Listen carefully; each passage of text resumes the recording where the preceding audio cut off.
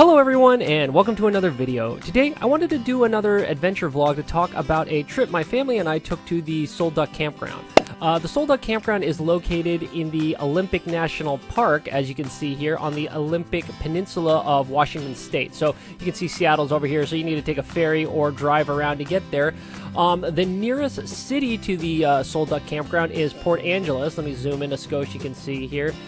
And you can see that you basically just drive west along Highway 101, and then a little bit past Lake Crescent, you'll see a sign right there where it will direct you to turn left onto Sol Duc Hot Springs Road. And once you go up the road a little ways now, you'll actually run into the ranger station for the park entrance. So although technically I believe Lake Crescent and a lot of Highway 101 is in the Olympic National Park already, once you take the turnoff here, like we said, you'll run into this gatehouse and you'll actually need to pay an entrance fee to get into the park proper. So we ended up wanting to support the national park, so since this was our first time this year going up into the Olympic National Parks, we decided to buy an annual pass that will let us access, actually, I believe, all of the national parks in Washington for 12 months.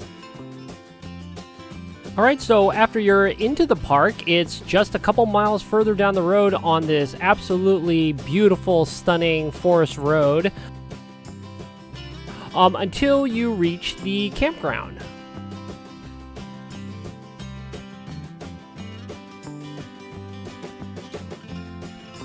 Now, we ended up staying in the first campground. It turns out there's two loops. There's a Loop A and a Loop B. So we stayed in Loop A, which was the first one you come across. And as you can see, it's pretty standard fare of a tent/car/RV campground. Actually, I take that back. The RVs are actually located in another section. We'll go take a look at that a little bit later.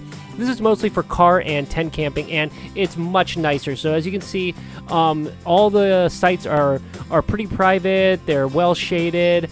There's other amenities that we'll look at later, but overall, it's a nice little camp. Here we are at our site, so you can kind of see this is an interesting site. It's actually got sort of three sites right next to each other, so that's maybe not the 100% best in terms of privacy, but that's all right. We're friendly, and I hope everyone else is friendly when they're up here as well. All right, so let's go ahead and set up camp. So here's what it looks like before when we first pulled in. And after a bit of setup, and I caveat that a bit means, I don't know, it actually takes me longer than I'd like to do this. Almost like probably 20 minutes or a half hour to get all this up. But now we've got pretty much everything set up with the awning up, the bikes unloaded, and the bug screens set up. Alright, so after we got settled, we decided to kind of explore the nearby area. So let me zoom in a skosh. You can see, again, we're sitting down here at the Sol Duc Campground, and there's actually a little trail that you can take that goes along the Sol Duc River-ish, I guess, and heads up near the Sol Duc Hot Springs, the resort. So actually, tell you what, let me turn on the satellite, and you can see it a little bit easier. So again, you kind of walk up through here along this trail, and actually what we did is we stopped, whoops, let me zoom in a skosh, you can kind of see. There's this parking lot looking thing here. This is actually where the larger RVs can park. So if you can't fit into a car or tent slot, if you've got a big fifth wheel or a large Class A or Class C, you can park up here. So what we ended up doing was walking up this way, and then walking down and playing around on the Sol Duc River, which, as you can see, is right across the river from the actual resort. So you can actually get to the resort via this bridge a little bit further north. So again, it's a nice little hike along the river. You can play around in the woods and then take the bridge over to the actual Sol Duc Hot Springs Resort. So again, the actual resort is sort of a hotel slash swimming pool. You can kind of see some of these pools. And again, what's neat about these pools is that they're fed from actual hot springs. So anyway, let me show you some of the footage of playing along what the river looks like, as well as this RV campsite and the resort. All right, here's the RV section of the Sol Duc Campground. Hey, as you can see here, definitely not quite as cute as the tent camping, but looks like it's got hookups. Yeah, and pretty large spaces. And I believe river access. All right, here's the river.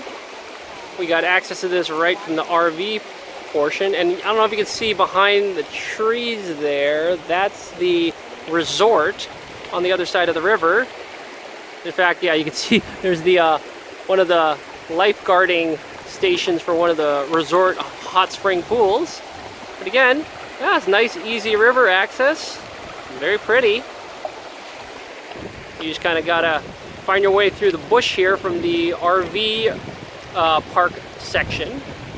All right, so here's actually the bridge to get over the river. On your way over to the Sol Duc Resort. So look at that, we got little campgrounds, and then again, here's the other side, looking over the nice river. And then, yeah, we're gonna head over to the resort. So as you can see, here are some of the small cabins that you can rent for overnight stays. The main attraction is the main lodge that has a restaurant, a gift shop, as you can see when you walk right in, where you can get snacks, t-shirts, and other kind of knickknacks. And it has the actual hot spring pools. So there are 3 mineral hot spring soaking pools and 1 freshwater pool. So I understand that the spring water comes from the rain and melting snow, which then seeps through the cracks in the rocks where it mingles with gases coming from the cooling volcanic rocks. So it smells a little bit like sulfur here, but I guess that's all part of the experience. You can see that the temperature of the pools vary anywhere between, you know, around 100 to 106 degrees. Those are the mineral pools, that is. The freshwater pool is significantly cooler. So overall, it's actually a very nice area and a great spot to hang out and experience the unique hot springs. All right, so here we are. Camp's all set up. Again, we are on Loop A in spot number 25, and it's a nice secluded little area. Although I guess we are right next to the bathroom, so I guess there's going to be a little bit more traffic in that sense. You can see the bathroom there through the woods. But otherwise, here we go. We're all set up. You see there's another spot there. We've got some neighbors on this side. But yeah, it's a nice little camp spot. It's pretty darn big. You got that big permanent concrete picnic table. Comes with a fire ring. Yeah, not too shabby. All right, so we're just out for an evening stroll with the pup. And look at this. This is beautiful. You get to walk up Highway 101 just right out of the campground. So this is great. So I guess, yeah, actually, this is an interesting time to bring this up. This is the one potential drawback of this whole place is we're in the Olympic National Park, and dogs are not allowed on any trails. I mean, I think there's like 4 or 5 trails they're actually allowed on. So they're allowed on any paved surface, like the road here. But otherwise, we kind of have to keep them on a short leash and off the vegetation. So that's been a little bit restrictive, but I don't know. I can't complain too much. Look at this. This definitely beats the scenery on our normal evening walks. And look at this forest. It's just beautiful. Yeah, I think Loop B is very similar. So there's bathrooms, and then it looks like a bunch of drive-up slots and camp spaces. So looks pretty nice. Again, it's all very shaded and very protected and very pretty. All right, so that was enough excitement for one day, so we decided to call it a night. One of the great things about being out in the Olympic National Park and far away from any large population centers and light pollution is that if you luck out like we did and have a clear night with no clouds, it makes for some great star viewing. So I set up a time lapse to capture the stars at night, and I stitched all these images together with Blender. If you're interested in how I did this, I'll leave a link to a tutorial I made showing how to do time lapses and this Steadicam effect in Blender.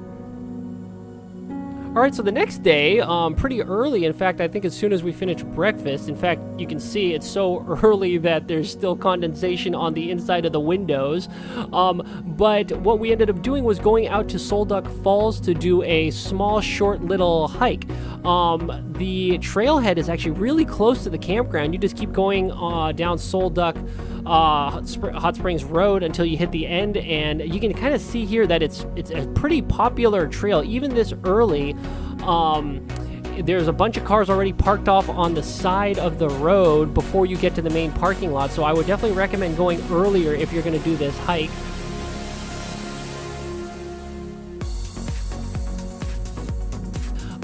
we lucked out in the sense that as we were driving through the lot, which was completely filled, one guy pulled out right at the top of the trailhead, and since we had a small van, it was easy to just fit in there.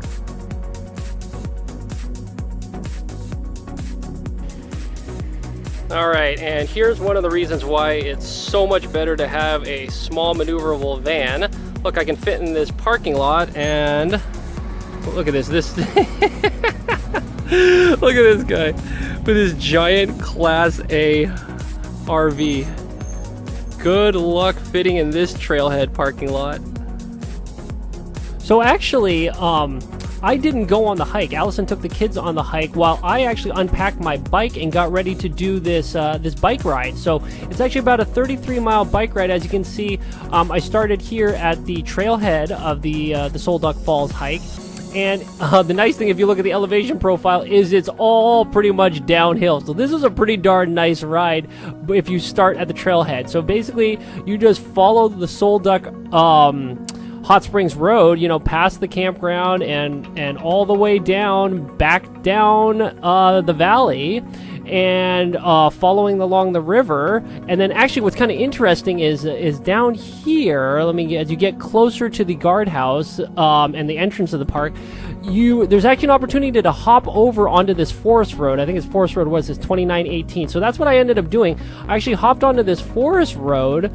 I'll show you some footage of that later, and use that to exit sort of the main park and then catch up with the Olympic Discovery Trail. You can kind of see that right here. So this is a great way to hop onto the Olympic Discovery Trail, and what I ended up doing was then just continuing along the Olympic Discovery Trail. It's very pretty until I ended up at Lake Crescent. So you can kind of see the Olympic Discovery Trail kind of comes around here, and then it hooks up with one of these trails and small roads that line the perimeter of Lake Crescent. So I basically just did that, came back around to the Fairholme Campground, and then followed the south shore of Lake Crescent all the way to Lake Crescent Lodge, here where I ended the bike ride and met up with the rest of the family. So I'll show you some of that footage now. It's actually a very pretty ride.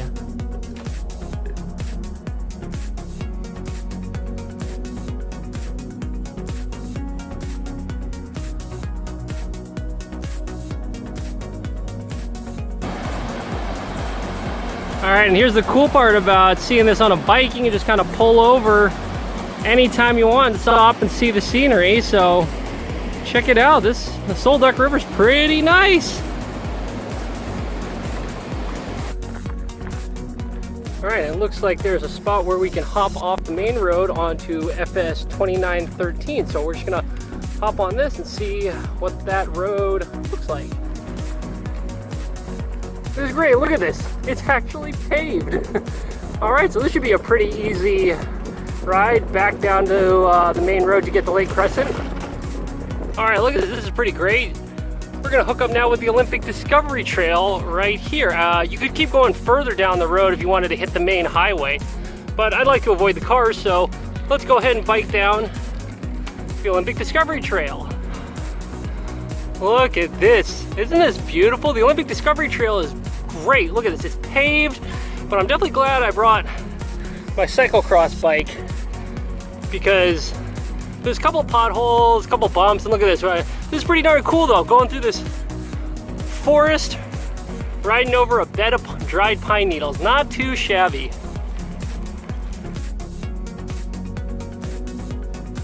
Now here's the ironic part. We ended up stopping at Lake Crescent on the way home almost as a sort of spur-of-the-moment decision, and it turned out that this was the best part of the trip. The scenery was gorgeous, the water was crystal clear and the perfect temperature for swimming, and there's even a dock you could jump off. All of us, including the dog, had a great time swimming here. Lake Crescent is now kind of our favorite swimming location, and we've already been back 3 times this summer. So with that being said, I think this is a great spot to leave it. I hope you enjoyed the video, and if so, I also hope you'll consider subscribing to the channel. Surprisingly, if you just scroll down a little ways and click on that subscribe button, it really helps me continue making these videos. And speaking of the videos, remember that a new video comes out every Monday, so I hope I'll catch you at one of these future discussions and we can all learn something new together. So until we talk again, I think I'll sign off for now. Bye!